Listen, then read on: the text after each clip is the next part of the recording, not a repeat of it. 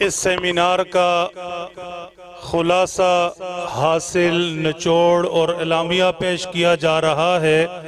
متصل اس کے 3 قراردادیں ہیں، آپ سے توجہ کی درخواست ہے۔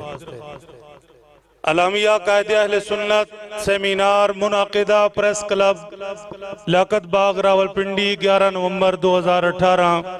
بیعت قائد اہل سنت وکیل صحابہ حضرت مولانا قاضی مظہر حسین رحمت اللہ تعالی علیہ۔ بسم اللہ حامداً و مسلیاً ہمارے ممدوح حضرت اقدس مولانا قاضی مظہر حسین رحمہ اللہ تعالی نے نصف صدی سے زائد کا عرصہ حیات دین اسلام کی ترویج و اشاعت میں گزارا۔ آپ نے اپنی تقریر اور تحریر کے ذریعے امت مسلمہ کو حقیقی اسلام سے روشناس کروایا۔ اس حوالہ سے آپ کے ہزاروں بیانات اور سینکڑوں تصانیف تاریخ کے ریکارڈ پر ہیں۔ کوئی شبہ نہیں کہ آپ کی دینی جد و جہد سے امت فیضیاب ہوئی۔ آپ تبلیغ دین کے سلسلہ میں احترام آدمیت کو ملحوظ رکھتے تھے۔ یہی وجہ ہے کہ آپ نے ایسا اسلوب تنقید متعارف کروایا جس میں دل آزاری یا تنقید برائے تنقید کے بجائے ہمیشہ اصلاح مقصود رہی اور ہمدردی کا پہلو غالب رہا۔ شخصی یا ذاتی تنقید سے ہمیشہ بالا تر رہے۔ ہم خدام اہل سنت آپ کے اس زرعی اصول کو مشعل راہ سمجھتے ہیں اور انشاءاللہ العزیز ہمیشہ سمجھتے رہیں گے۔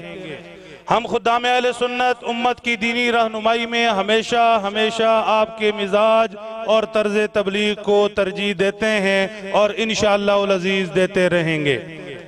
ہمارے ممدوح قرآن و سنت کی روشنی میں حقیقی اسلام سرور کائنات حضرت محمد صلی اللہ علیہ وسلم کی مبارک سنت اور آپ علیہ السلام کی تربیت یافتہ جماعت صحابہ کرام کو تصور کرتے تھے۔ اس حوالہ سے آپ نے ہمیشہ حدیث پاک کے اس مقدس ٹکڑے کو پیش نظر رکھا، ما انا علیہ و اصحابی۔ واضح رہے کہ ایک موقع پر نبی اکرم صلی اللہ علیہ وسلم سے جنتی گروہ کی بابت سوال کیا گیا تو آپ نے مذکورہ بالا اصول ارشاد فرمایا۔ ارشاد نبوی کا منشا یہ تھا کہ جنتی گروہ وہ ہے جو میرے اور میرے صحابہ کے رستے پر ہوگا۔ یہی وجہ ہے کہ ہمارے ممدوح نے عمر بھر اسلام کی تشریح مذہب اہل سنت والجماعت سے فرمائی اور اسی زرعی اصول کی روشنی میں اسلام کی تبلیغ و اشاعت فرمائی۔ ہم خدام اہل سنت آپ کے نقش قدم پر چلتے ہوئے انہی 2 نشانات سنت و جماعت کے فروغ کے لیے محنت کر رہے ہیں اور انشاءاللہ العزیز اپنی آخری سانسوں تک کرتے رہیں گے۔ ہمارے ممدوح اکابر علماء دیوبند سے علمی و روحانی طور پر فیض یافتہ تھے اور انہی کو مذہب اہل سنت والجماعت کے شارح تصور کرتے تھے۔ آپ انہی کی پیروی میں رہے اور انہی کی تقلید و اتباع میں امت کی فلاح و نجات پر یقین رکھتے تھے۔ ہم خدام اہل سنت آپ کے ان عالی افکار کی روشنی میں اکابر علماء دیوبند کی اتباع کو ضروری سمجھتے ہیں اور مذہب اہل سنت والجماعت کی وہی تعبیر وہی تشریح معتبر مانتے ہیں جو ان بزرگوں نے کر دی ہے۔ ہمارے ممدوح وطن عزیز پاکستان کو اللہ جل شانہ کی عطا کردہ نعمت تصور کرتے تھے اور مذہب اہل اور اس کی فلاح و بہبود کے لیے ہمیشہ کوشاں رہتے تھے۔ آپ نے گاہے بگاہے قراردادوں اور دیگر ذرائع سے ملک و قوم اور ارباب اختیار کی رہنمائی فرمائی، نیز آپ پاکستان کی بقا اور حقیقی ترقی کے لیے نفاذ اسلام کو ناگزیر سمجھتے تھے جس کا عملی نمونہ نظام خلافت راشدہ ہے۔ یہی وجہ ہے کہ نظام خلافت راشدہ کا مطالبہ اور اس کی افادیت کا احساس سلامت رہے۔ آپ ہمیشہ اپنی محافل میں خلافت راشدہ حق چاریار کی صدا بلند کرواتے تھے۔ ہم خدام اہل سنت آپ کے ان قابل تقلید خیالات کی روشنی میں وطن عزیز کی خاطر ہر قربانی دینے کے لیے خود کو تیار پاتے ہیں اور یہاں نظام خلافت راشدہ کے نفاذ کے داعی، دعا گو اور اس کی ضرورت سے امت کو آگاہ کرنے کے لیے ہمیشہ کوشاں رہے ہیں اور انشاءاللہ العزیز رہیں گے۔ ہمارے ممدوح نے امت کی دینی و نظریاتی رہنمائی کے لیے تحریک خدام اہل سنت والجماعت پاکستان کا 19 مئی 1969 کو قیام فرمایا۔ چنانچہ تحریک تاحال یہ فریضہ سر انجام دے رہی ہے۔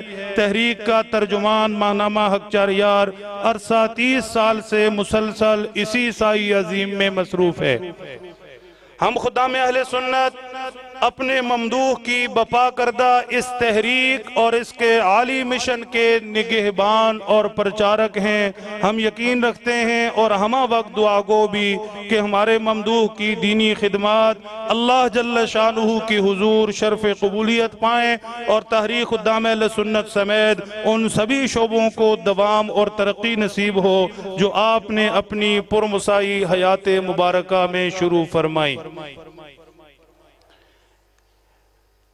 قائد اہل سنت سیمینار کے موقع پر 3 قراردادیں پیش خدمت ہیں اور ہمارا یہ اجتماع ارباب اختیار کی ان قراردادوں کی طرف توجہ دلانا چاہتا ہے۔ امت مسلمہ خاص طور پر اہلیان پاکستان اس وقت شدید ذہنی اور روحانی اذیت سے دوچار ہے۔ سپریم کورٹ آف پاکستان کے 3 رکنی بینچ نے ایک ایسی ملزمہ کو توہین رسالت و قرآن کیس سے بری کر دیا ہے جس کا اقرار وہ پنچایت، سول کورٹ اور ہائی کورٹ تک کرتی رہی اور اسی بنا پر ان عدالتوں نے اسے موت کی سزا سنائی۔ چنانچہ اس حوالہ سے شدید احتجاج کیا گیا جو ہر طرح سے ہر کلمہ گو مسلمان کا ایمانی و قانونی حق تھا۔ اگرچہ اس موقع پر ہونے والی توڑ پھوڑ یا ملکی املاک کو نقصان پہنچانے کے حق میں کوئی ذی شعور نہیں ہو سکتا اور ایسا احتجاج یقیناً قابل گرفت اور قابل مذمت ہے۔ اب شنید یہ ہے کہ آسیہ ملونہ کو انتہائی سخت سیکیورٹی میں 8 نومبر 2018 کی رات کے پچھلے پہر ملک سے باہر روانہ کر دیا گیا ہے۔ اس موقع پر یورپی یونین کا ایک وفد اور ہالینڈ کے سفیر سمیت اس صنف کے دوسرے غیر ملکی بھی موجود تھے۔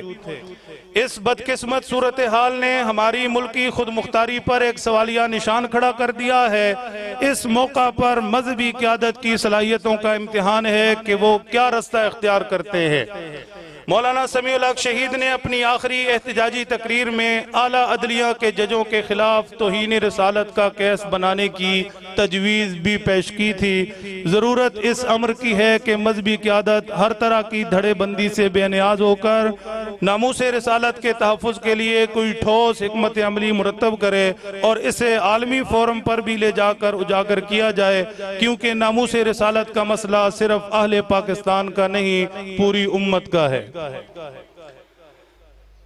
نمبر 2، ہم ملک کی سلامتی اور حقیقی فلاح و بہبود کے لیے بار بار چہروں کا بدلنا کافی نہیں سمجھتے، بلکہ ٹھوس حقائق کی بنیاد پر یہ مطالبہ کرتے ہیں کہ وطن عزیز میں اسلامی نظام کو نافذ کیا جائے جس کی عملی شکل نظام خلافت راشدہ یعنی سیدنا ابو بکر صدیق، سیدنا فاروق اعظم، سیدنا عثمان ذو النورین اور سیدنا حضرت علی المرتضی رضی اللہ تعالیٰ عنہم کا دور خلافت ہے۔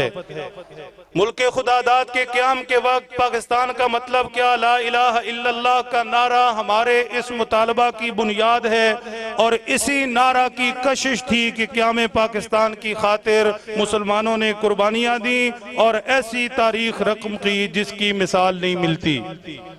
نمبر 3، اجتماع قائد جمعیت فخر امت مجاہد اسلام حضرت مولانا سمیع الحق حقانی شہید رحمت اللہ تعالی علیہ کی مظلومانہ شہادت پر گہرے رنج اور دکھ کا اظہار کرتے ہوئے ان کے بعد پیدا ہونے والے خلا کو پوری امت کا مشترکہ نقصان سمجھتا ہے۔ چنانچہ لواحقین اور جملہ متعلقین سے اظہار تعزیت مسنونہ کرتے ہوئے ارباب حکومت سے مطالبہ کرتا ہے کہ حضرت شہید کے قاتلوں اور اس کے پیچھے چھپے کرداروں کو جلد از جلد بے نقاب کر کے قرار واقعی سزا دی جائے۔ کیا آپ ان مطالبات کے حق میں ہیں؟ نعرہ تکبیر، تاج و تخت ختم نبوت، خلافت راشدہ، خلافت راشدہ،